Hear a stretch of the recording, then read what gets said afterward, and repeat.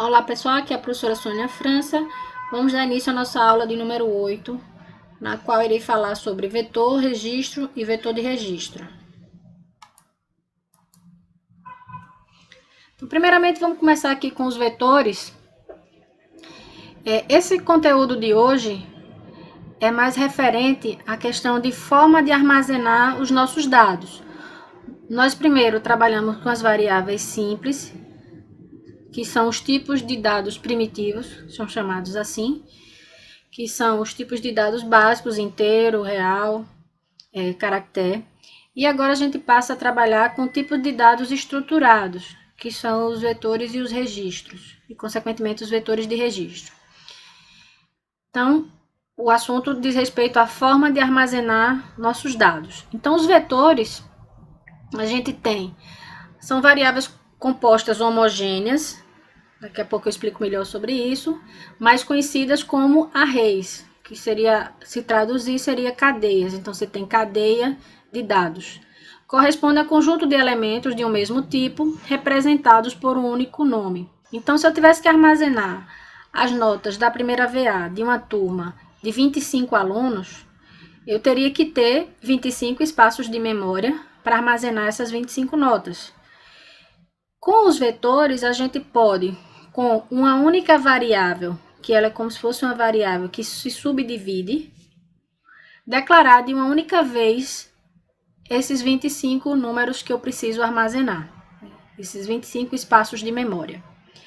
Então, eu tenho aqui na representação gráfica, eu tenho aqui que um vetor, que eu vou chamar o vetor por um nome, assim como eu tenho que dar o nome a uma variável simples, eu tenho que dar para as minhas variáveis compostas. Então, eu tenho aqui um vetor, que ela é como se fosse uma linha de uma tabela. Ele tem as subdivisões, e cada uma das subdivisões eu vou poder armazenar uma informação do tipo que ele armazena. Nesse caso aqui, eu estou armazenando números. O vetor, como ele tem as várias subdivisões e o nome dele é único, eu preciso informar qual é a subdivisão do vetor que eu quero acessar através do que a gente chama de índice. Então, cada subparte do meu vetor, ele vai ter um índice, e aí eu vou acessar aquela parte usando o nome do vetor e o índice, que seria em que posição do vetor a informação que eu estou querendo acessar se encontra. No caso dos vetores em C, a gente começa numerando a primeira posição do vetor, é 0. Então, se eu tenho um vetor de 5 elementos, eu vou ter posições de número 0 até a posição 4. Cada elemento do vetor pode ser referenciado através dos seus índices. Então, a gente tem aqui o exemplo. Se eu quero acessar o primeiro elemento do vetor, eu vou ter que colocar o nome do vetor, aqui V, entre colchetes, a posição do vetor que eu estou acessando. Nesse caso aqui, eu tenho a posição 0 e tem igual a 4. Então, eu estou dizendo que o vetor na posição 0 está recebendo 4. Nesse segundo exemplo, o vetor na posição 1 está recebendo 7. E no terceiro exemplo, o vetor na posição 4 está recebendo 3. Certo? Tem aqui o exemplo referente a esse desenho aqui. Então, se eu preciso agrupar dados do mesmo tipo, e são vários, eu posso agrupar esses dados em uma única estrutura, que seria o vetor. Como é que a gente vai utilizar vetor? A gente vai ter que primeiro declarar o vetor, assim como a gente tinha que declarar nossas variáveis. Então, para declarar o vetor, a gente vai ter que dizer o tipo de informações que meu vetor guarda, o tipo da variável, um nome para o vetor, assim como a gente dá um nome para a nossa variável, e entre colchetes, quantos elementos o meu vetor armazena. Então, vamos ver aqui a declaração. Eu tenho o vetor V, que é do tipo int, que ele armazena 30 elementos, certo? Ele tem capacidade de armazenar 30 inteiros. O vetor N, do tipo float, com a capacidade de armazenar 10 elementos, certo? Então, a gente tem aqui essas duas declarações. Lembrando que, quando a gente for declarar o nosso vetor, a gente tem já que dizer quantos elementos ele armazena. Quando vocês tiverem uma questão que informa que a quantidade de elementos que vai ser cadastrada é desconhecida, vocês colocam o vetor com a quantidade de elementos razoável. Vamos supor, se eu tenho que armazenar as notas do aluno de uma turma. Então, se minhas turmas têm em torno de 30, 40 alunos, vocês vão declarar o vetor de vocês com 40 ou 50 para ter uma folga, porque se ultrapassar a quantidade limite que você precisa para armazenar, ele não vai poder aumentar a quantidade de elementos que ele armazena, certo? Então, vocês sempre fazem uma previsão de acordo com o programa que vocês estão desenvolvendo, se vocês precisam de um vetor maior ou menor, certo? Nos enunciados, nas nossas questões, quando o enunciado disser que não sabe quantos tem, vocês podem declarar o vetor com 20 elementos, seria suficiente, certo? Lembrando que toda vez que você declara o vetor, ele vai ter que separar a memória para armazenar todos os elementos que você está pedindo. Então, se você chegar e dizer que seu vetor tem 1000 elementos, ele vai ter que ter 1000 espaços de memória para armazenar esses inteiros. Aí você vai usar só 10, você está desperdiçando aí 990. Então, é interessante que vocês não saiam chutando, eu não sei quantos tem, quantos vão ser, então vou botar um valor bem alto. Aí, se botar muito alto, você vai estar desperdiçando memória, certo? Então, vamos ver agora a questão da atribuição. Aqui na atribuição, a gente já viu no slide anterior que eu tinha colocado o nome do vetor e entre colchetes o índice que a gente queria acessar do vetor para fazer a atribuição. Só que aí, aqui entre os colchetes, que é o índice do vetor que a gente está querendo acessar, a gente pode colocar uma variável, aqui ele vai ver qual é o valor que está armazenado na variável i, e vai cadastrar nessa posição do vetor. Então, o vetor na posição i vai receber 10. Eu posso colocar diretamente a posição, o número da posição. Então, o vetor na posição 2 vai receber 12 mais x. Então, ele executa, é resolvida a expressão aritmética e esse valor da expressão aritmética vai ser armazenado na posição do vetor. Ou ainda, eu posso colocar uma expressão aritmética entre os colchetes. Então, ele vai calcular quanto é i mais 2, com o resultado vai ser a posição que vai ser atribuído aqui nesse exemplo 14, certo? Então, você pode colocar uma variável, um valor ou uma expressão aritmética entre os colchetes para calcular a posição em que vai ser armazenado o valor na hora da atribuição. Uma coisa que tem que ter cuidado é que a posição do vetor é um número inteiro. Independente de quando ele do valor que ele armazena, se é inteiro, se é real, se é uma cadeia de caracteres, a gente vai ter aqui no colchete, dentro dos colchetes, a gente tem que ter um resultado inteiro, certo? Porque a posição é um valor inteiro. Quando a gente vai fazer agora a questão da leitura, quando a gente precisa ler um vetor, e que eu vou chamar aqui, normalmente, de povoar o meu vetor. Eu tenho um vetor e vou começar a cadastrar os elementos, armazenando esses elementos no vetor. Então, na hora de fazer a leitura, eu vou ter que usar uma repetição que vai da primeira posição do vetor até a última posição do vetor, colocando os valores nesse vetor. Então, aqui, sempre que a gente for fazer leitura, fazendo armazenamento de vetor, a gente vai ter que ter alguns detalhes. Primeiro, a gente vai ter que controlar em qual posição do vetor é que a gente está fazendo o armazenamento do dado novo, certo? Então, cada vez que eu ler um novo dado, eu vou armazenar numa nova posição.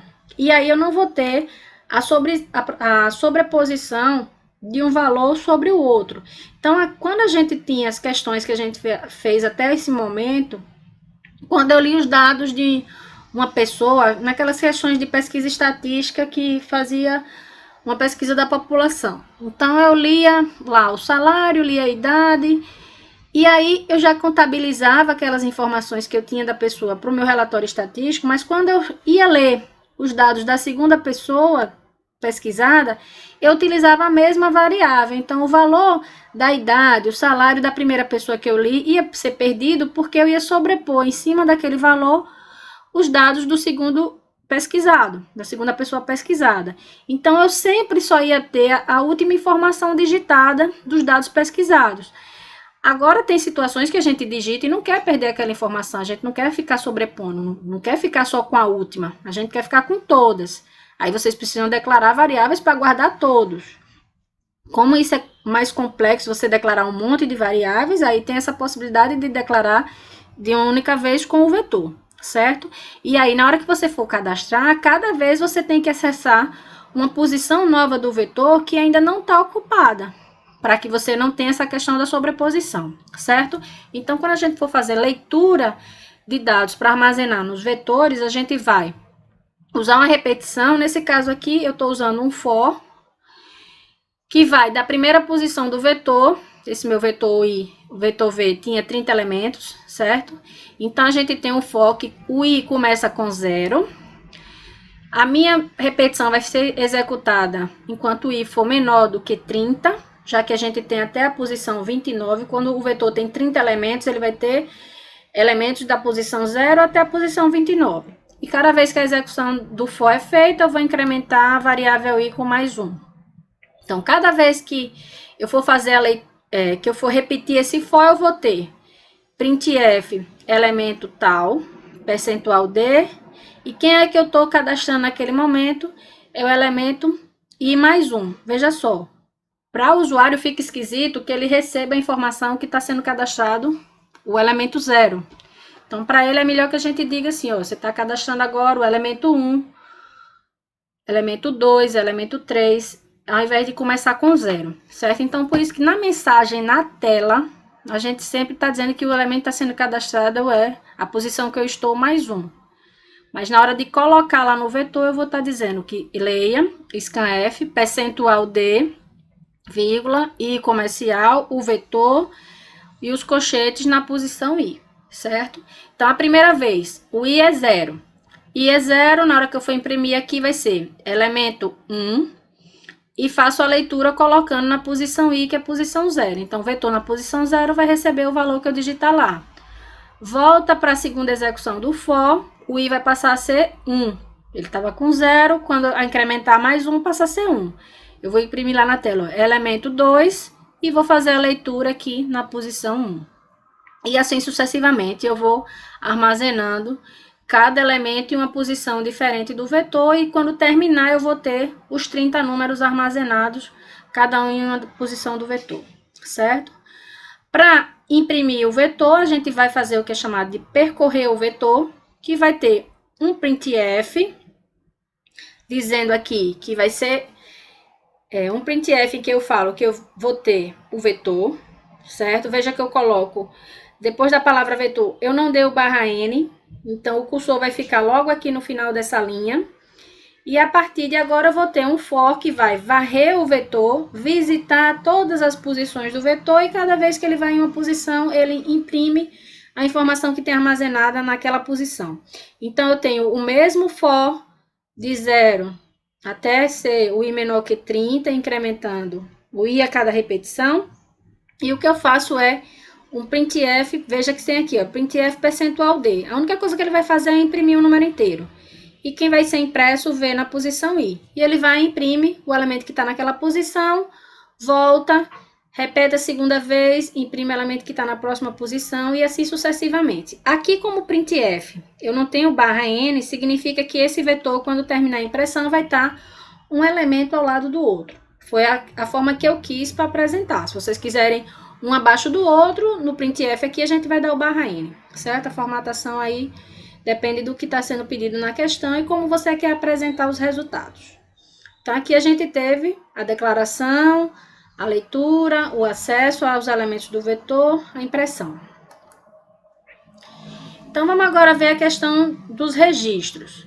Veja que é bem comum você receber, por exemplo, você vai fazer uma matrícula e aí recebe uma ficha em que você tem que colocar os seus dados. Então, você chega ali e vai preencher seu nome completo, seu endereço, seu telefone, sua idade, data de nascimento, etc. Então, você vai e fornece um monte de informações.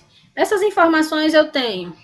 O seu nome é uma cadeia de caracteres, a sua idade é um número inteiro, o telefone é uma cadeia de caracteres. Então, eu tenho várias informações da mesma pessoa, mas ali eu tenho tipos de dados diferentes, está se misturando, números inteiros, números reais, cadeia de caracteres, mas todas elas são daquela única pessoa, certo? Então, pense um registro como se fosse um formulário de inscrição que vocês têm que escrever todas as suas informações. Então, aqui nesse exemplo, eu tenho aqui como se fosse um cadastro, onde eu tenho que dizer meu primeiro nome, último nome, o nome de usuário, o e-mail, o número de telefone, senha e confirmação de senha. Então, eu tenho várias informações que eu tenho que passar, mas elas estão de tipos diferentes. Então, veja que quando eu falei lá de vetores, foi falar o que era tipos de dados homogêneos. Significa que o meu vetor,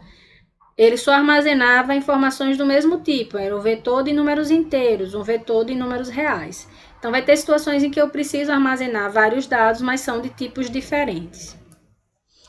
Então, são um conjunto de dados logicamente relacionados, mas de tipos diferentes, inteiro, real ou char. Então, quando eu digo aqui que são um conjunto de dados logicamente relacionados, é porque eles têm uma relação entre si no sentido de aquelas informações são todas da mesma pessoa. Então, elas têm uma relação entre elas. Aquele nome é daquela pessoa, aquele endereço é daquela pessoa, então eles precisam ser agrupados, certo? Então, por exemplo, numa dada aplicação, pode-se ter os seguintes dados sobre os alunos de uma turma. Então, eu tenho a matrícula do aluno, o nome, a nota 1, a nota 2 e a média. Então, eu tenho a matrícula, eu tenho um número inteiro, o nome eu tenho uma cadeia de caracteres e as duas notas e a média eu tenho reais. Então, cada conjunto de informação do aluno, ele pode ser referenciado por um mesmo nome, como, por exemplo, o aluno. E tais estruturas são conhecidas como registros, e aos elementos do registro dá-se o nome de campos. Então, eu vou ter um registro quando eu tenho um agrupamento de dados que são de tipos diferentes e fazem parte, são dados logicamente relacionados, eu posso fazer esse agrupamento em um registro.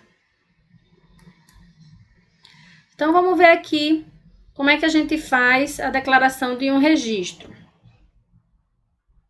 Quando a gente declara uma variável, a gente precisa dizer qual é o tipo da variável e o nome da variável. Não é isso? A gente diz.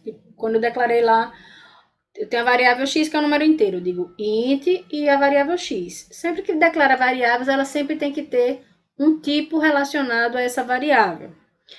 Então, quando a gente declara registro, o registro vai ser um agrupamento de variáveis de diferentes tipos, certo? Então, quando a gente for declarar registro, a gente vai ter que, primeiro, criar um tipo, certo? A primeira coisa que a gente vai criar é um tipo que é o agrupamento.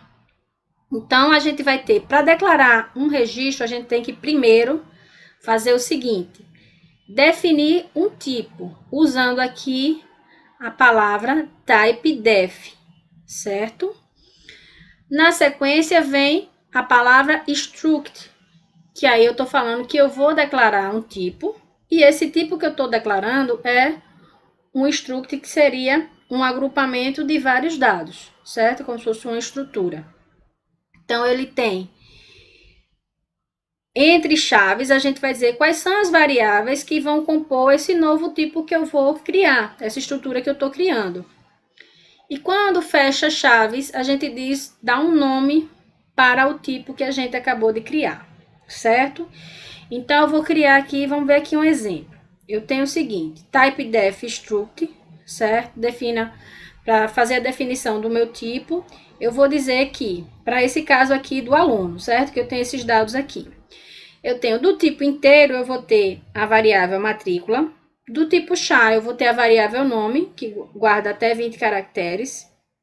Vê que a variável nome, quando eu digo aqui que tem 20 caracteres, eu estou declarando um vetor de caracteres, que vetor a gente está vendo agora, tá?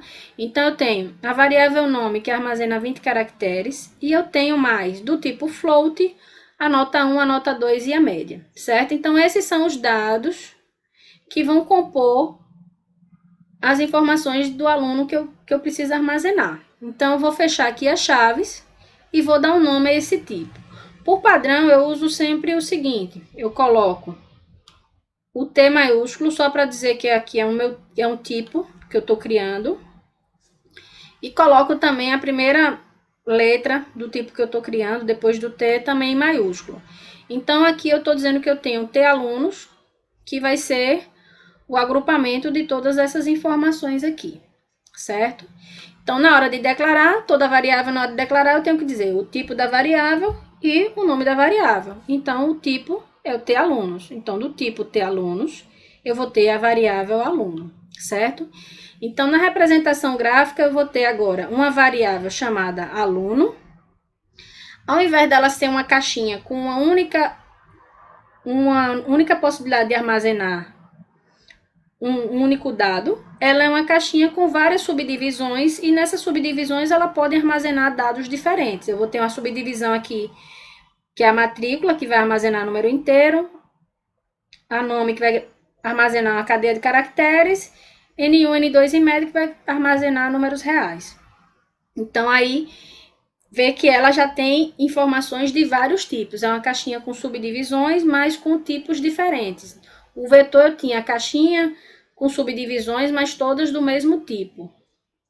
Então, vamos ver aqui agora a questão da atribuição, como é que a gente vai colocar um valor em um campo do meu registro. Então, eu tenho o nome do registro, ponto, o campo do registro que eu estou querendo acessar. Veja que o meu registro ele tem as várias subdivisões, mas as subdivisões que seriam a matrícula, o nome, nota 1, nota 2, etc. Então, a gente tem que dizer qual é o campo que vai ser acessado e atribuir a ele um valor, certo? Lembrando que esse valor pode ser uma expressão, pode ser a chamada de uma função, certo? Lembrando que toda atribuição precisa respeitar as regras da atribuição, de valores compatíveis, etc. Então, vamos ver aqui um exemplo. A gente vai ter o seguinte. O nosso registro aluno, no subcampo, nota 1, N1. Então, veja, aluno.N1 vai receber 5. Agora, eu vou ler a matrícula do aluno.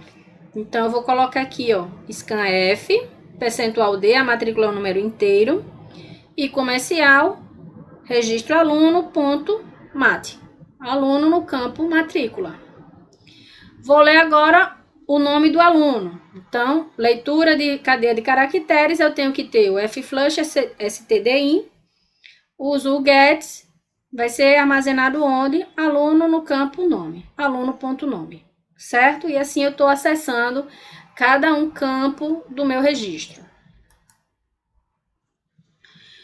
Agora a gente vai ver que tem um agrupamento dos dois conceitos. A gente viu separado os vetores que eu tenho em uma única declaração, eu declaro um conjunto de variáveis do mesmo tipo. E eu tenho o registro que também em uma única declaração eu tenho uma variável heterogênea em que naquela caixinha eu tenho várias subdivisões em que eu armazeno dados de tipos diferentes. Agora eu vou agrupar os dois conceitos, que é o conceito de vetor de registro.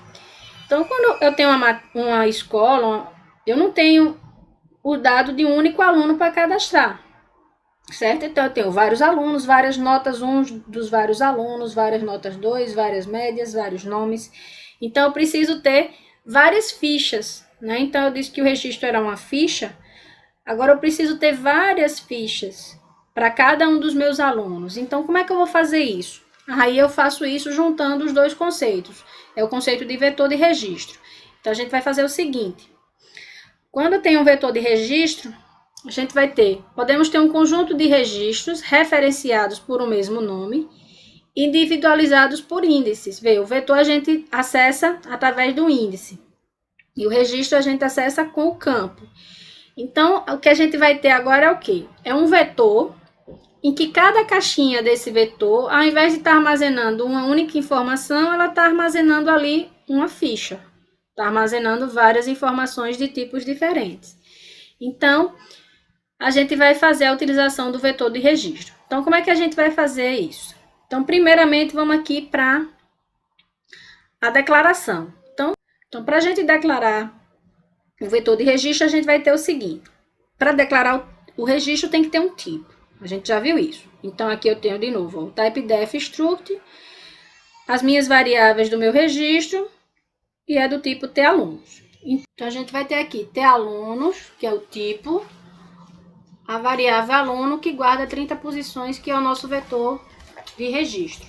Então, aqui a gente tem a representação gráfica, que eu tenho vetor aluno com as 30 posições e cada uma das posições vai ter matrícula, nome, nota 1, nota 2 e média.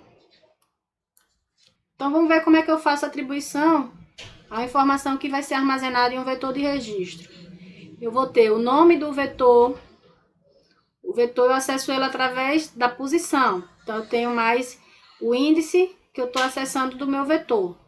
Como é um vetor de registro, eu preciso dizer qual é o campo que eu estou acessando. Então, vem o nome do vetor, entre colchetes o índice, ponto, o campo que eu vou acessar e a atribuição com o valor. Então, aqui, por exemplo, a gente vai ter o vetor aluno na posição 3, no campo, nota 1 vai receber 5. Então, vou fazer agora uma leitura. Eu vou ter o scanf, percentual D, vou ler a matrícula do aluno. Então, eu tenho I comercial aluno. Em que posição eu vou ler? Colchetes I. E o subcampo, que é a matrícula. Então, ponto mate. E eu vou ler aqui, nesse exemplo agora, fazer a leitura do nome de um aluno. Então, Fflush stdi, o gets, então, vetor aluno, na posição 2, no campo nome, certo? Então, vê, aqui voltando para o slide anterior, então veja, quando eu acesso o vetor pelo nome dele, eu tenho que dizer qual é a caixinha que eu quero, dizendo o índice, e a caixinha eu tenho que dizer qual subdivisão da caixinha que eu quero acessar, que seria o campo. Então, tá misturado aí os conceitos de vetor e o conceito de registro. Então, com isso a gente termina a aula 8. Qualquer dúvida, vocês passem e-mail para mim ou postem as dúvidas no fórum da disciplina.